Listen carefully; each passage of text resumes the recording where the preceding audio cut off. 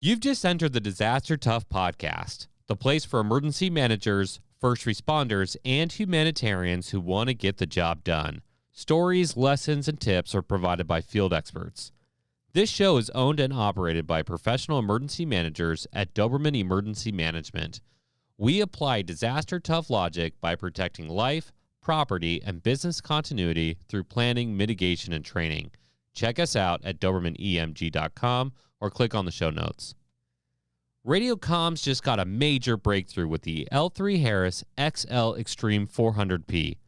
It's the newest and toughest radio out there. Built by their space and tactical teams, the XL Extreme series can take a beating. 1,700-degree blast of heat, repeated 3-meter drops, rain, salt water, you name it. The XL Extreme series by L3 Harris can take it. Visit L3Harris.com to schedule your demo today.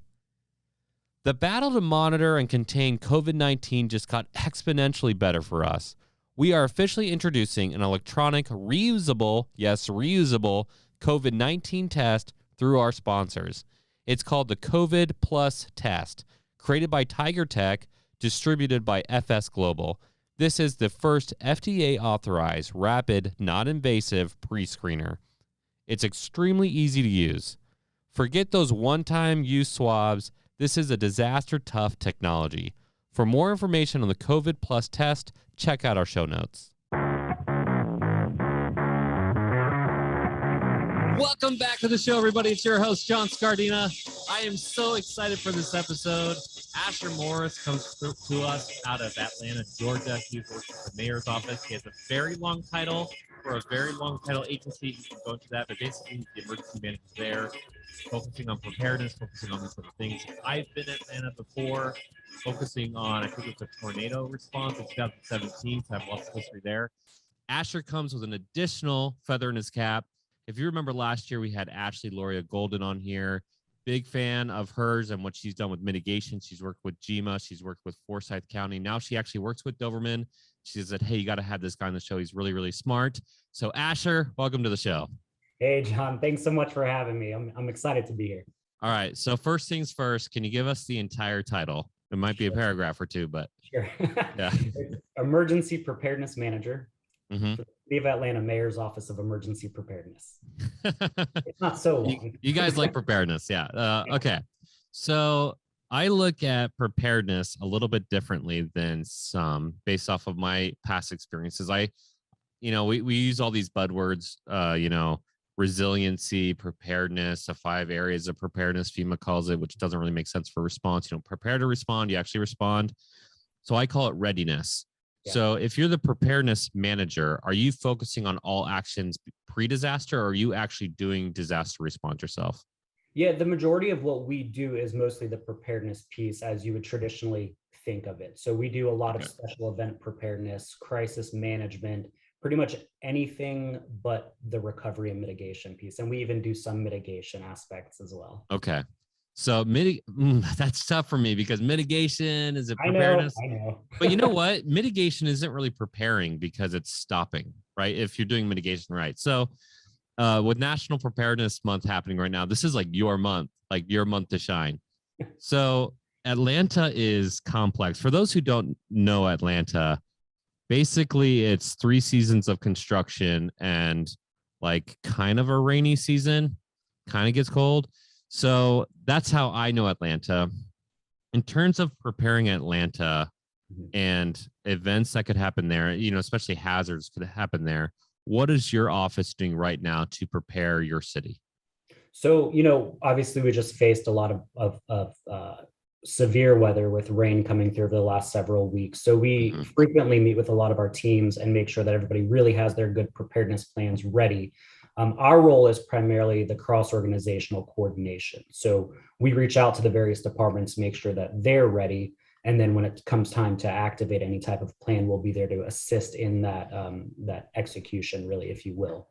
But we prepare for all sorts of things. It's Labor Day weekend coming up. So we're also looking at all the different special events that are coming into town and working with the different teams and the different departments and making sure that everybody's got their plans ready and that we're ready to really safely host these events. And we are. And we're excited about doing that also. Yeah. So that's interesting to think about, and preparedness in terms of the like live shows. I mean, Atlanta is such a huge hub.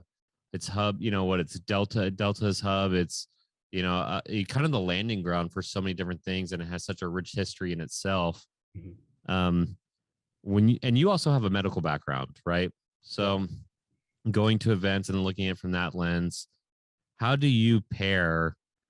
Actually, I need to ask kind of a fun question first, Okay. because like if there's like a cool concert rolling into town, you're like, "Ooh, we got to do some extra preparedness." Can you get tickets to that? Are you able to like get behind the scenes and start preparing for the event?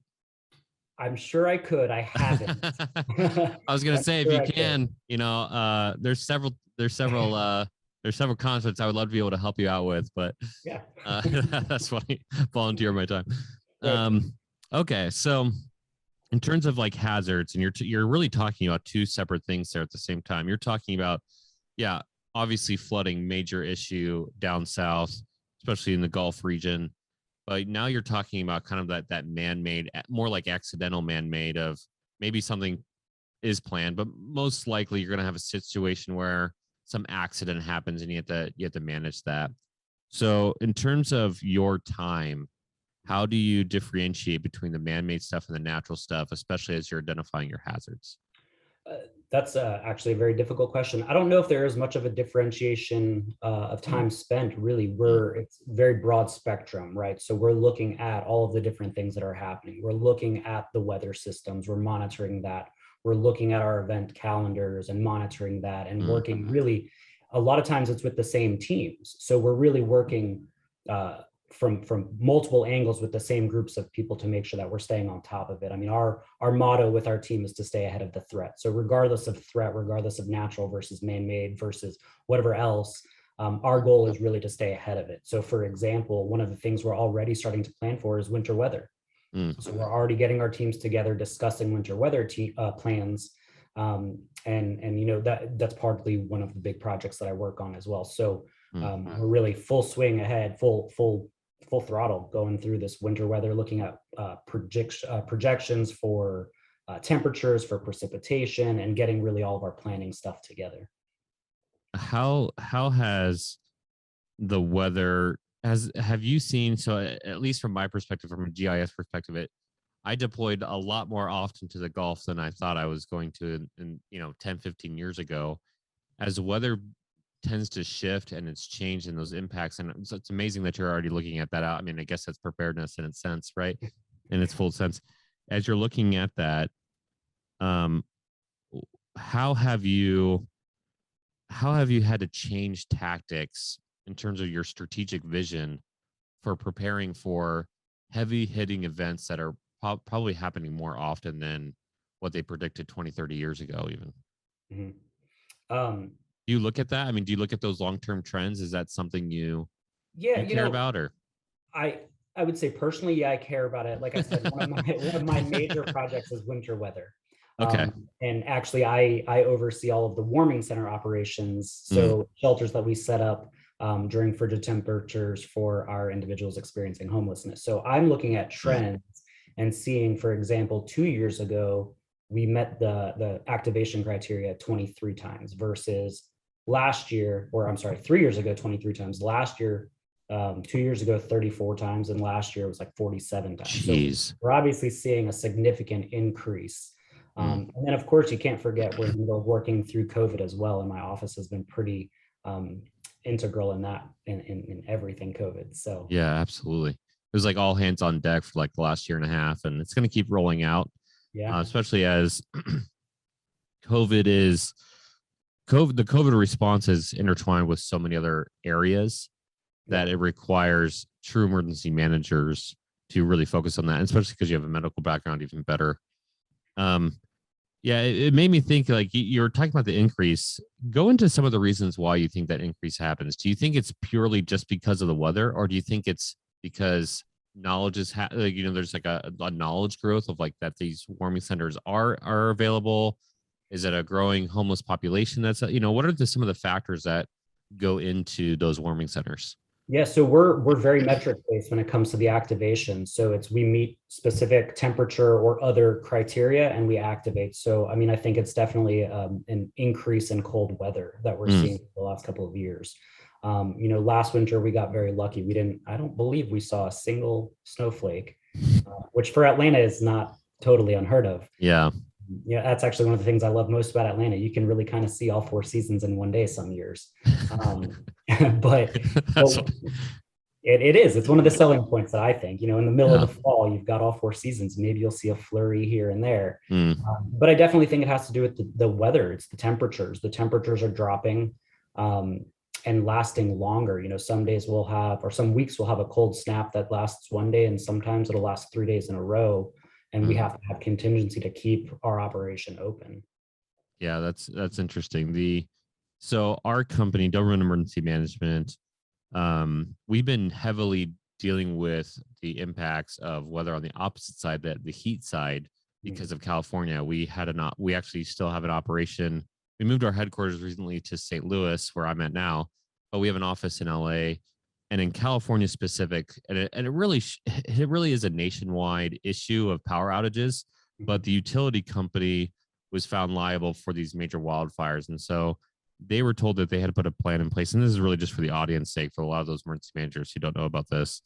But they created something called public safety power shutoffs. Basically, if they think the wind or the weather, the heat was the right combination of factors was going to cause a wildfire from their power lines, they were going to kill the power. Well, now we have cooling centers. Now we have to deal with cooling centers without power. And so our company, um, we were poised to be able to work in that environment, and we were, I would say, very grateful and happy to be able to obtain clients there who said, "Hey, we want to do this right." And so a big part of our plan is those homeless populations, and really, we also work with tribes, and tribes can bring in a lot of money through casinos, or they can be desperately in need for assistance and work off grants. And we have been focusing on those that need that assistance. And so pulling all that in together and looking at that coordination piece of how you get in the generators, the fuel that's needed, how do you maintain that, who are your stakeholders, who has responsibility during that event. And really, like, when you look at those types of events, it's that coordination piece between all those stakeholders, which amazingly, smartly, you called out at the beginning. You said, "Hey, mostly what I do is coordination." Yeah. And so, in terms of the National Preparedness Month perspective, our podcast is kind of taking the spin that we want to prepare emergency managers for the future. Yeah. As emergency managers prepare the public, as you're focusing on the public, what advice could you give to emergency managers who might have to deal with cold snaps or deal with those those heat waves that are going to have to deal with hot or cold centers for the homeless? What are, like, maybe top 5 things that they should focus on as they do that? Yeah, so I think number one, and I would be hard pressed to find an emergency manager who disagrees, build relationships. Yeah, building. Our job, everything we do, whether it's specifically preparedness or whether it's consequence management, no matter what it is, we need resources. We need to work with people. And we really have to understand that it does take often a village. It's a whole community approach. So building those relationships that's number one. That's by far the top tip. Proactivity. Start early and make things happen. Build these relationships early. Start planning early. Knowing your stakeholders, knowing what their capabilities are, I think is extremely important, and trying to understand what others can bring to the table. We don't want to have a response where everybody says, "Hey, I'm in," but nobody knows what to do. So starting early with the coordination piece. Hey, you're going to be responsible for X. You're going to be responsible for Y. You're going to be responsible for Z. And I'm big on thinking with innovation, right? So last year I may have done something one way and it could have worked perfectly, but what can we do differently this year? What can we do better this year? To enhance our engagement with our community, to enhance our engagement with our stakeholders, whether it's the community or the internal stakeholders. To me, that's extremely important, right? We want to continue to grow, continue to evolve, continue to just do better, be creative, have fun with it. A lot of people look at what we do and say, okay, so we follow plans, we do this, we do that, whatever. We got a plan, we got a playbook, we got a framework, whatever it might be. Right. But have fun with it. Our plans should be living documents. Let's do something different. Let's break the glass ceiling, if you will. Let's do something. So innovation is another big one.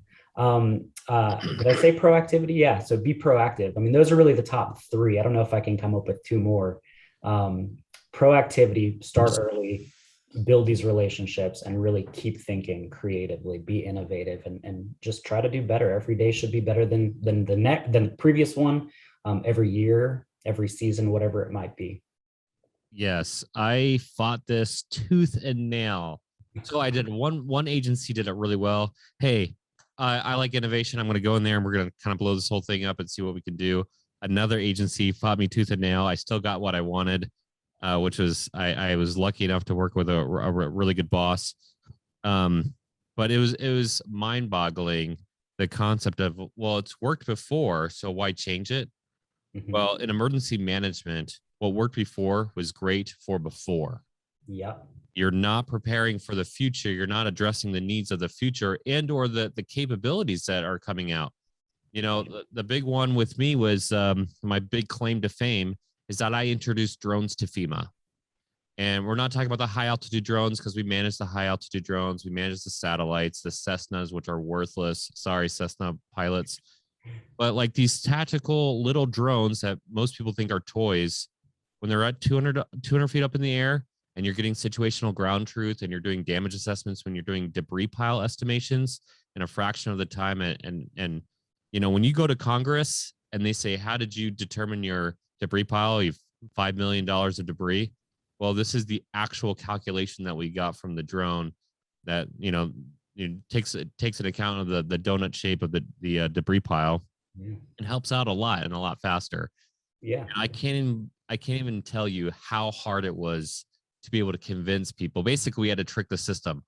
We were at a disaster. It was actually, we were in Georgia. And it was for we were in Warner Robins for a tornado, and we heard of another federal agency having drones and say, hey, can you just show us what you do with those drones? And so they came out, they showed us what it was like. And then you fast forward to Hurricane Harvey, and you have 700,000 homes literally impacted. And so, like, what are you going to do?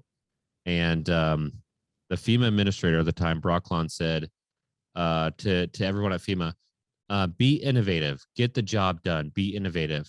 So I went over to legal and I said, the head of the agency said, be innovative. Can I get a drone? And they said, sure. Great. I mean, it was a longer process than that. But I got the drone. We showcased it. We went out to one wildfire with it. And I did, myself and one other spotter did, we found 33 more homes than a 30-person PDA team in a third amount of time at almost no cost. So innovation works. So to the audience out there, that's the innovation in action. Well, so to your point, yeah, good call outs. And a lot of people say we don't want to recreate the wheel. And I'm a huge proponent of that. We shouldn't recreate the wheel. If a plan exists, let's not recreate a plan, but taking that plan or taking that wheel, if you will, adding an additional spoke, enhancing it, shining the tire, whatever it is, make it better. Because like you said, what happened last year isn't the same as what happens this year. Plans, again, they're black and white, but we have to be able to pivot. We have to be able to really just see something might be different. So let's think outside the box. Let's be innovative and creative. So I'm big on that. Yeah, switching out for snow tires, right? Yeah. Yeah. So you talked about living documents. I'm a big fan of living documents. It's one of my biggest problems, and maybe you can even address this. Mm-hmm. I'm now a contractor. I kind of hate it. Kind of makes me like die inside a little bit, like, oh, contractor consultant, because I'm an emergency manager first. And I only work with people who've been in the field. Yeah. But as soon as you go up to an agency, they're like, oh, consultant, like, how much money do you want? You're like, okay, well, I do need to get paid for the work I do, but I like create living documents. Yeah. And there's this problem right now with consultants is they're so focused on like the FEMA checklist. Like, I've looked at a document where like half of it was definitions. I've shared this one before in the podcast. They had a definition for a volcano for a plan for Philadelphia. And I was like, why is this in here? Right. So how do you create living documents? And maybe can you address that other concern of how do you work with outside sources? If you're talking about collaboration, you can't do everything yourself. Yeah. Where's the middle ground of making sure you have high expectations as well as allowing that to have some wiggle room? Yeah. So, I mean, first of all, technology is great. So having living documents is easy at this point because you can just put it online, put it on a OneDrive or something to that effect, whatever platform you use, and work through that, share it with different people, have different people look through it. As far as the collaboration piece and how you do that and do it effectively, I think, again, it's important when I'm working through, let's say, a special event, for example. I'm not always going to be the subject matter expert on, what this department will do. I'm not a police officer, so I can't tell the police what to do. I'm not a firefighter, so I can't tell the fire department what to do. I don't work in public works, so I can't tell them what to do. So for me, collaboration really, and keeping these documents alive, is saying, hey, you're the subject matter expert on this. I'll review it and make sure that the principles make sense. We'll review it together as a group, and maybe we'll put together, an executive committee, if you will, to look through this. And we Yes. all have an input, but I'm not the expert. I'm just good at writing these plans, or I'm good at reviewing these plans and making sure, that's what my training is in. So really understanding and helping others understand, like, hey, I'm not the boss of you. I'm just the guy here who's going to help you get this on paper and help it work with the other documents that we're going to see. And then really it's just making sure everybody's kind of on the same page in that sense. Hey, office A is going to be doing this, office B, you're going to be doing this. How is that going to affect, or how is your actions going to affect the other actions? And then how is that going to affect the entire system? So it's a lot of talking to people, a lot of working with people. I enjoy the face-to-face conversations.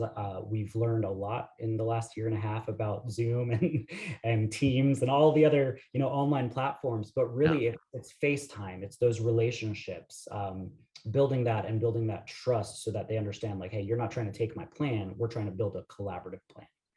And I think that's really important, that trust and the relationship that you have. And again, I guess it goes back to what I was saying before. We have to build relationships. It's really what we need to do. When I talk to people about what it is that emergency managers do, I say, look, building relationships. And here's an example. If I'm walking on the street and somebody says, hey man, can I have $1? I'm going to look at them. Now, I often don't carry cash on me. So I'll probably say, sorry, I don't have cash. But if it's somebody I know and they're saying, hey, I really need this dollar to, get out of the parking lot or buy something, buy a drink. If I know them and we've built that relationship, I'm more inclined to say, you got it, as opposed to the person who I've never met before, never seen before. That might take a little bit more effort for me to be like, you know what, hold on, let me walk to the ATM and get you this. So that's kind of the example I use when I explain to people why it's so important to build that relationship. We're so much more tend to be as people, and this is not just me, but everybody, we're so much more giving often when it's the people that we know and that are close to us. So too, as emergency managers, as people who work in preparedness, we have to build those relationships, because at some point I'm going to need a chainsaw, and I have to know the person who I'm going to ask for it. Otherwise, I'll be like, actually, the other guy asked for it already. Sorry, man. Yeah, it's all about relationship building.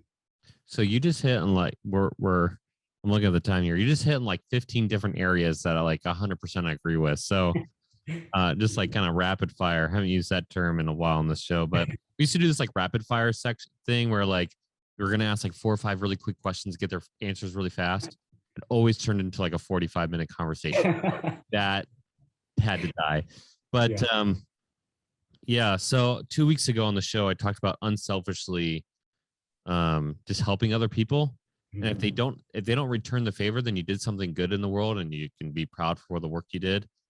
But more likely than not, hey, like building that relationship, unselfishly helping other people.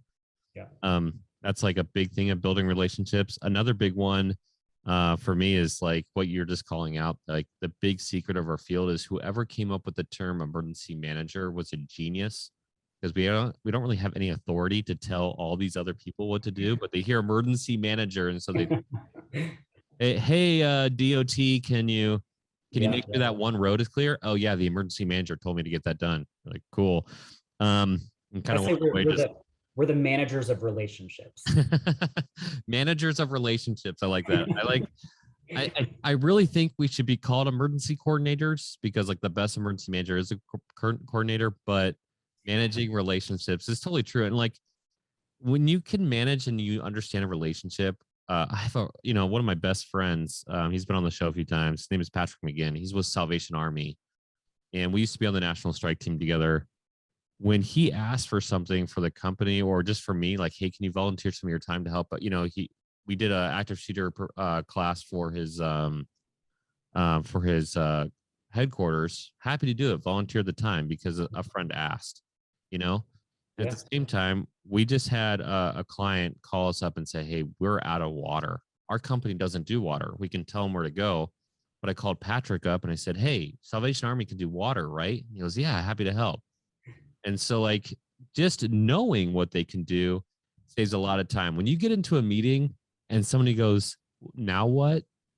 That's when it's like, uh-oh, like this is going to be a really tough meeting. But when you get a response and everybody's walking in the room and you see already people talking to each other and they sit down at the table and they start going through a who does what, a response or preparing a fare, whatever, just understanding that and having that relationship is so huge.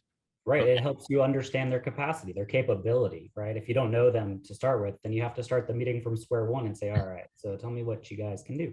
And then it's like half the meeting's introductions, and you're like, oh man, what a huge waste of time. Could have this been an email? Right. Okay. All right. I have a real question. Something that I get asked a lot, something I have to like dive into quite a bit. Emergency managers here, it's all about collaboration, working with your stakeholders. Mm-hmm. Not all parties get along. Some parties are definitely top down. Some parties have no relationship whatsoever. As you, as a guy who seems pretty expert in building those relationships, what advice would you be for emergency managers of how to start building relationships? Like, what is square one of doing that? Introductions. Hey, I'm so and so. This is what I can bring to the table. I think, I'm really lucky in every environment that I've worked in, especially over the last couple of years. I've not run into that power struggle. It's really everybody is interested in working together. That's one of the things that I really enjoy about working here at the city. We know that we have a job to do, and we know that we have to get that job done, and we know that we have to work together to do it. But realistically, it's finding that common ground. You might be opposing entities, you might be competitors, and if you were looking at a larger scale event, let's say, or even a disaster, you might be working with your competitor.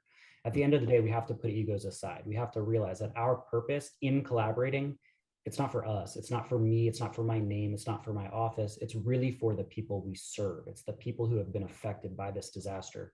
And so I like to try to say even something like that. If I'm working with a group who's having a hard time getting along, we have to find our common ground and recognize that we have one mission, and our mission is to help people. Mm-hmm. And if we can't put our differences aside really to help people, to me, that would say, if I personally, I'll speak to myself. If I ever get to a place where I can't put myself aside to help somebody else, I'm going to say I might need to take a break, or I might need to step out. But we're talking about hopefully a group of professionals who got into this field because we enjoy helping people, but also, I have different reasons for why I got in here as well.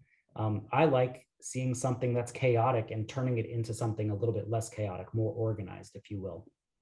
And if we can't put that aside and say, look, I might not like you, our families might be mortal enemies, but we're here for the same thing. And that's to make sure that what we have to do gets done so that this person or this group of people or this community or this city, this county, this state, whatever it might be, can really get back off their feet or onto their feet and off the ground. I think normally I try to use phraseology like that and just say, look, common mission, or one team, we have to do this. Mic drop moment. That's the mic drop moment of the show. You ended it perfectly because I swear you must have looked at our disaster tough audience checking this out right now, our Instagram page, because quote that was literally shared today: emergency management puts people first. And you said emergency management helps people. That's our job. We're humanitarians. And I think 90% of the field we got into it because we like helping people. Yes. I also really like, so this better be a quote on our, this is a call out for our show too, for what you just said, like emergency managers like seeing chaos and seeing if we can organize it. That challenge is really fun. Oh yeah. And I think that's a great call out for somebody who does preparedness. You better start doing some response, because you are really good at the response stuff based on what you just said. Also, if you already know all the key stakeholders, you better start getting a response, because they could use somebody like you. So big call out to you, Ashley, for just being, having high skill there. Thank you. Yeah, thanks again for coming on the show. I just want to call out one more time that we're grateful that you came on, that you talk about the city of Atlanta a little bit, and really providing great guidance to emergency managers on directing them towards future actions. This month is all about helping out the public figure out, oh, we got these 4 ideas that we want to talk about. No, what really is important is to look at the future events, adjust where necessary. That's what you said. Build those relationships now, understanding capability, just introduce yourself and saying what you can do. All those are really great call outs. And so I appreciate you coming on the show, and I hope we have you back on the show soon, actually. Definitely. Thank you. Thank you so much. Yeah. Okay, everybody. This is the call out. So lame. I got to do it every week, though. But if you like this show, you got to give us a 5-star rating and subscribe. Like I said, it's lame, but it helps us out a lot. It helps us track, hey, if we're successful or not. We really like this episode. Obviously, we just called out Asher for those good comments that he made on the show. So make sure that you send us a message. Let us know on Instagram, Facebook, Twitter, LinkedIn, whatever. Let us know that what you thought about this episode. If you agreed, if you disagreed. If you disagreed, you're probably wrong, because I thought it was a great episode, and I'm his second witness for sure. So let's do this. Get on there. Let us know if you want to work with Doberman Emergency Management, or you had an idea about what Asher said, he had a question that we can forward him. Please send it to us at info@dobermanemg.com, and we'll see you next week.